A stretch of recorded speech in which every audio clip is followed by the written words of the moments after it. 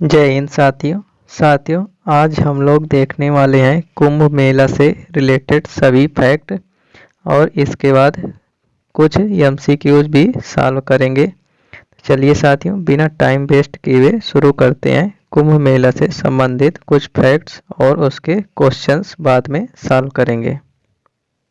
आज का साथियों मोटिवेशनल कोट्स देख लेते हैं। राह संघर्ष की जो चलता है वही संसार को बदलता है। जिसने रातों की जंग जीती सूर्य बनकर वही चमकता है। साथियों मेहनत करते रहिए, एक दिन आप भी सूर्य बनकर जरूर चमकेंगे। साथियों कुंभ मेला में किन किन क्वेश्चंस को हम लोग देखने वाले हैं, किन किन फैक्ट को समझने वाले हैं देख लेते हैं। जो पहला फैक्ट हम लोग समझेंगे कि कुंभ का मतलब क्या होता है और कुंभ मेले के पीछे की कहानी क्या है और कुंभ मेला कब कब और कहां कहां पर आयोजित किया जाता है। कुंभ और महाकुंभ में अंतर क्या है। इसके बाद देखेंगे अगला महाकुंभ कब और कहां पर होगा। इसके बाद हम लोग देखेंगे साल 2025 में महाकुंभ के शाही स्नान की तारीखें क्या हैं। इसके बाद महाकुंभ मेले को यूनेस्को द्वारा मान्यता कब और कैसे प्रदान की गई। तो ये साथियों 7 फैक्ट हम लोग कुंभ से रिलेटेड देखने वाले हैं। चलिए शुरू करते हैं फैक्ट नंबर 1। तो ये रहा साथियों फैक्ट नंबर 1। कुंभ का मतलब क्या होता है। तो कुंभ का जो मतलब होता है साथियों, कुंभ मेला पवित्र घड़े का उत्सव पृथ्वी पर तीर्थयात्रियों का सबसे बड़ा शांतिपूर्ण समागम है, जिसके दौरान प्रतिभागी पवित्र नदी में स्नान करते हैं या डुबकी लगाते हैं। भक्तों का मानना है कि गंगा में स्नान करने से व्यक्ति पापों से मुक्त हो जाता है और जन्म मृत्यु के चक्र से मुक्त हो जाता है। इसके बाद साथियों सेकंड फैक्ट है कुंभ मेले के पीछे की कहानी क्या है।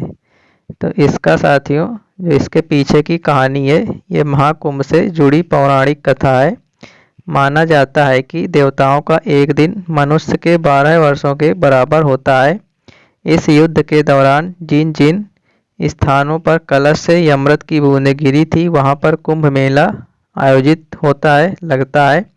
अमृत की बूंदें इन 4 जगहों पर गिरी थी। कहां पर? प्रयागराज, हरिद्वार, उज्जैन और नासिक।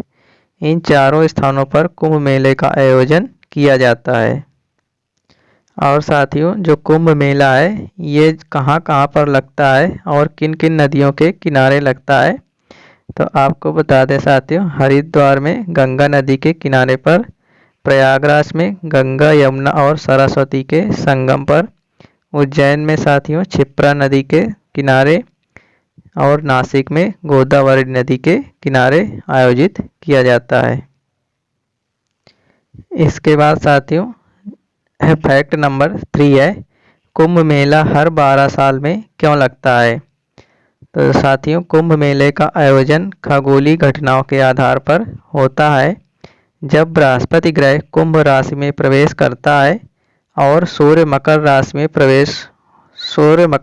प्रवेश होता है तब कुंभ मेला आयोजित होता है। बृहस्पति को अपनी कक्षा में 12 साल का समय लगता है, इसलिए कुंभ मेला हर 12 साल में एक बार आयोजित होता है।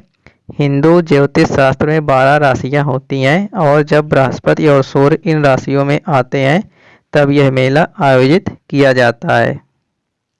मोटिवेशनल कोट देख लेते हैं साथियों। जुनून और पागलपन होना चाहिए कामयाबी के लिए, सोच तो हर कोई लेता है। साथियों सोचने से कुछ नहीं होता, उसके लिए जुनून और पागलपन और कड़ी मेहनत आपको जरूर करना होगा। फैक्ट नंबर 4 है साथियों कुंभ और महाकुंभ में अंतर क्या है। साथियों जब 11 पूर्ण कुंभ हो जाते हैं तब 12वें पूर्ण कुंभ को महाकुंभ कहा जाता है, जो 144 साल में एक बार लगता है। इसके चलते इसे भव्य कुंभ भी कहा जाता है, यानी साल 2025 में लगने वाला महाकुंभ 144 सालों बाद आया है। यही वजह है इसे बेहद खास माना जा रहा है। फैक्ट नंबर 5 है, अगला महाकुंभ कब और कहाँ होगा। ऐसा बताया जा रहा है कि अगला जो महाकुंभ है साथियों वो 2169 में प्रयागराज में लगेगा। महाकुंभ का आयोजन 12 साल के लंबे अंतराल के बाद होता है, जिससे इसका धार्मिक महत्व और भी बढ़ जाता है। इसके अलावा इस बीच कुंभ, अर्धकुंभ और पूर्ण कुंभ भी हरिद्वार, नासिक, उज्जैन और प्रयागराज में होते रहेंगे। आपको बता दें साथियों, इसका अगला जो कुंभ है वो 2027 में नासिक में लगेगा, 2028 में उज्जैन में सिंहस्थ महाकुंभ होगा और 2030 में प्रयागराज में अर्धकुंभ का आयोजन होगा। इसके बाद साथियों फैक्ट नंबर 6 है, साल 2025 में महाकुंभ के शाही स्नान की तारीखें क्या हैं। जो साथियों शाही स्नान की तारीखें हैं, पहला शाही स्नान 13 जनवरी पौष पूर्णिमा को ये हो चुका है। इसके बाद दूसरा शाही स्नान 14 जनवरी मकर संक्रांति को ये भी हो चुका है। और आगे जो तीसरा शाही स्नान है ये 29 जनवरी को आने वाला है, मौनी अमावस्या को। इसके बाद चौथा शाही स्नान 2 फरवरी बसंत पंचमी के दिन। पांचवा शाही स्नान 12 फरवरी माघ पूर्णिमा के दिन। और आखिरी जो शाही स्नान है वो 26 फरवरी और महाशिवरात्रि के दिन है।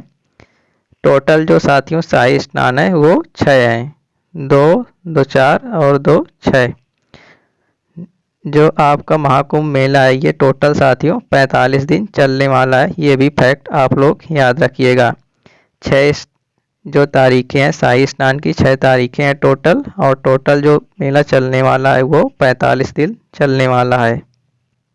अगर साथियों आप लोग इस मेले में स्नान करने नहीं गए हैं तो आप लोग एक बार ज़रूर जाइएगा, क्योंकि ये मेला साथियों बार बार हर किसी के नसीब में नहीं मिलता है। 144 सालों बाद आयोजित हो रहा है।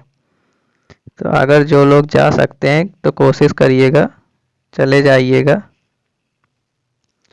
फिर इसके बाद फिर शायद कब मौका मिले महाकुंभ देखने के लिए। इसके बाद चलिए साथियों देखते हैं कि यूनेस्को द्वारा महाकुंभ मेले को कब मान्यता प्रदान की गई।